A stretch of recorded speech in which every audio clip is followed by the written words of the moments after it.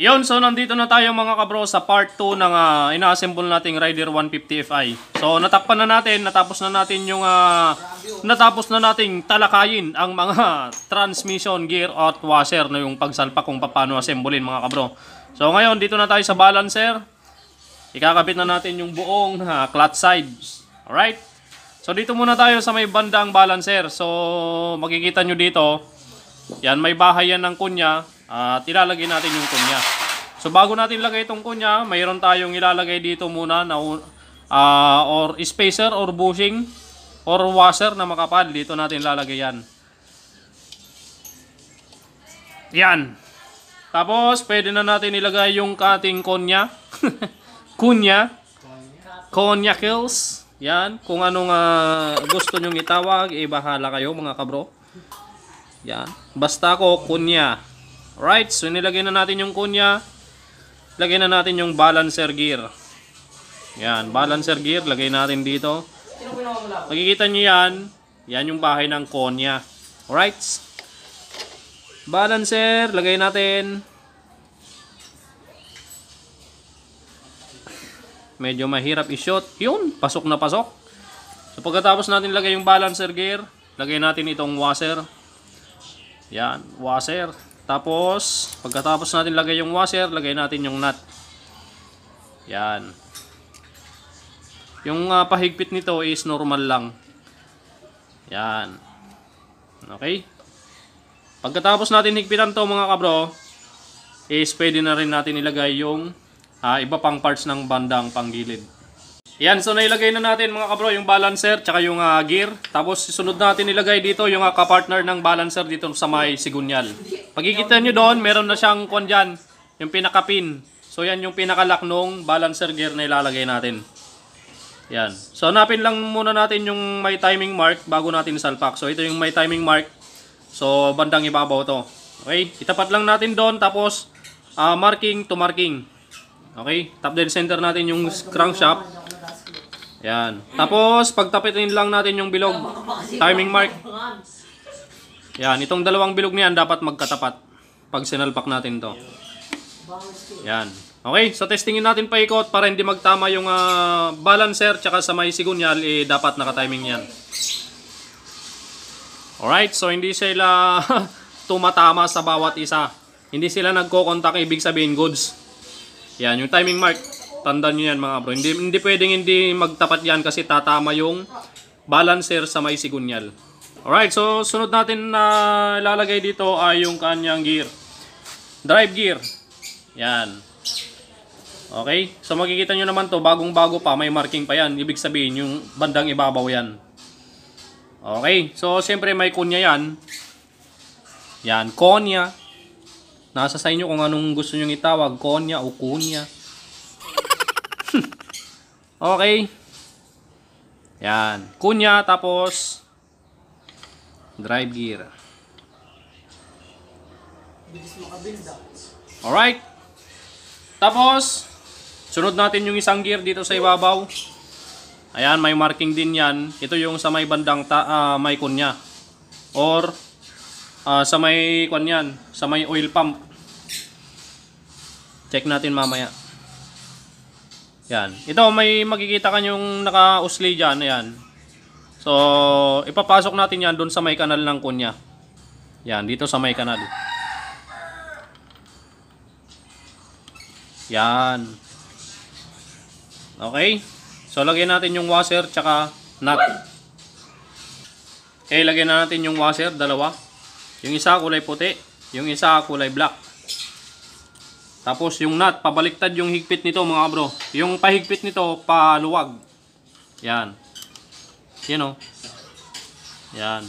Okay, so lagay natin muna yung ilagay natin yung oil pump dito. Tapos bago na natin lagay yung oil pump, may dalawang pin. Dowel. Yan.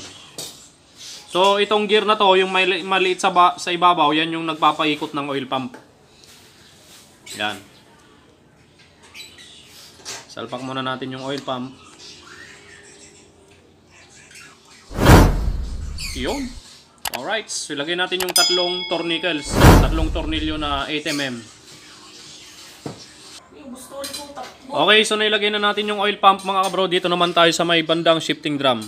Ayan, so lagay muna natin yung malaking washer dito na makapal. Ito siya. So lagay muna natin dyan. Yan, so nailagay na natin yung washer. Lagay natin yung dalawang maliit na pin dito. Yan, dyan sa dalawang butas na yan. Ito. Okay, kabilaan lang yan. Lagay natin to. Yan yung magsisilbing guide ng ating gear shifting cam. Pagkatapos, lagay na natin yung gear shifting cam. Alright. Yan, sikwatin lang natin ng flat screw tong stopper cam para may baba natin at may salpak natin ng maayos to. Okay, nailagay na natin yung gear shifting cam tapos yung Allen bolt. Yan, naigpitan na rin natin. Sunod natin ilagay yung cambio axle. Yan.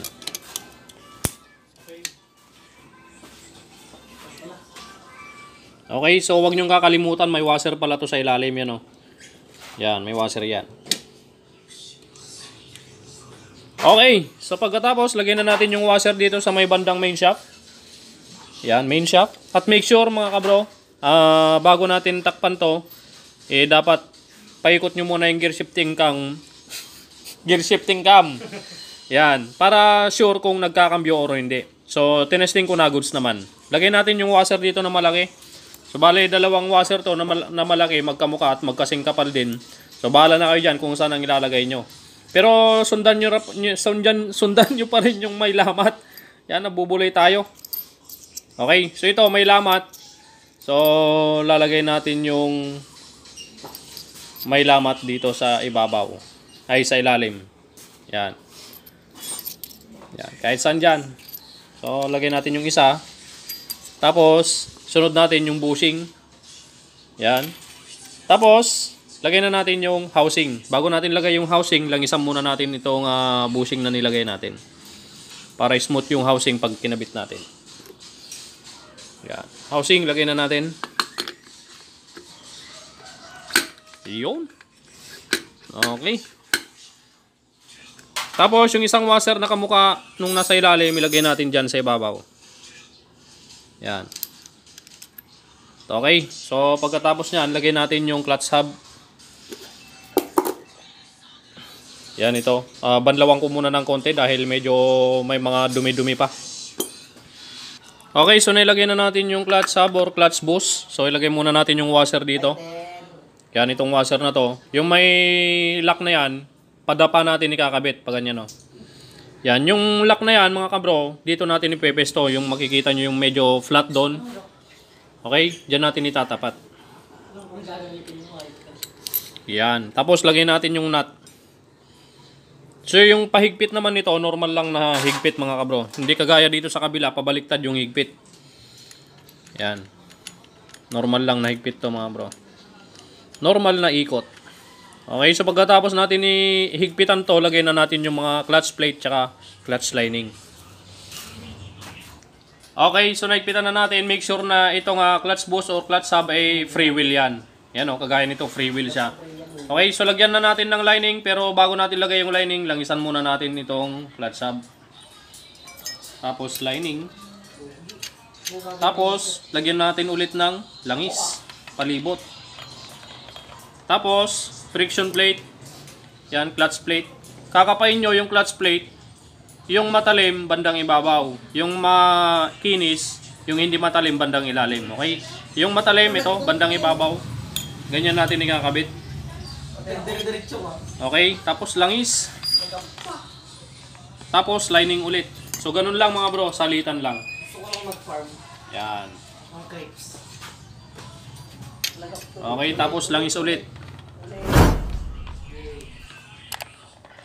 Tapos, clutch plate ulit. So, ganun lang yung pagkabit, salitan lang. Okay. So, nailagay na natin yung mga lining at clutch plate. Lagay na rin natin itong clutch hub. So, lagay muna natin yung bearing, clutch bearing, tsaka yung tosser. Yung clutch bearing ng Rider FI is mas maganda, mas matibay kaysa sa Rider 150. Kasi sa Rider FI, ito na siya, ball bearing na hindi kagaya sa Rider 150 carb, stick bearing. So dito, ball bearing na mismo. Yan, lagay natin yan, tapos pasok natin dito. Yan. Tapos hilain natin ng konti. Yan, para nakalabas yan. So, salpak na natin to. Yan.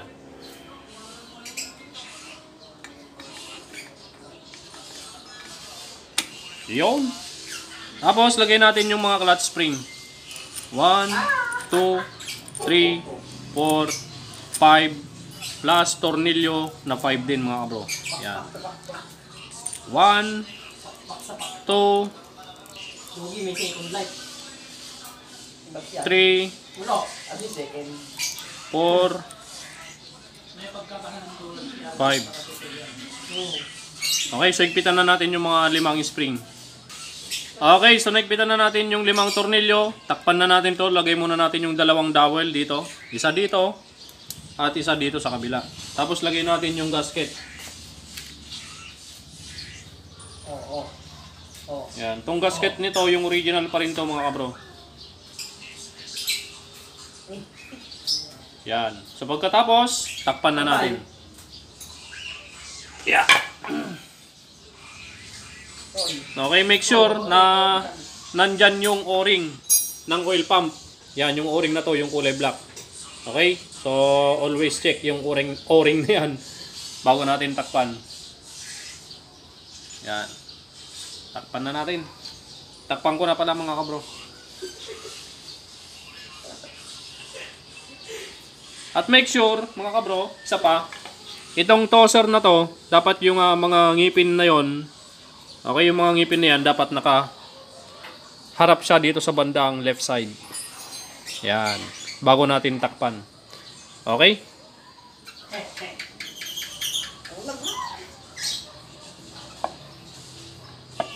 Wala na ba tayong nakalimutan? Make sure, double check. Alright. Alright. Alright.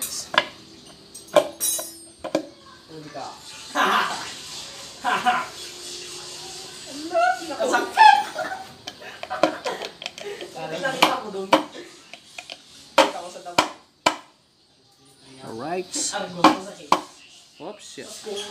Mababawayan mo ng dami. Mag-ulti pa siya. Okay, ayaw pumasok. Ikot natin ng konti yung sigunyal. Bye. Yung.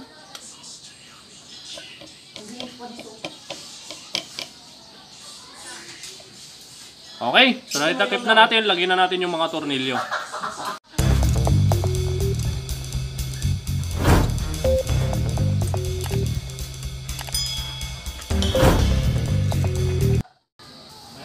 Okay, so tapos na natin yung bandang clutch side. Yan na muna sa part 2 natin. So, paano assemble ng bandang clutch side ng Rider 150 Fi. Sa mga baguhan lang to mga kabro ha.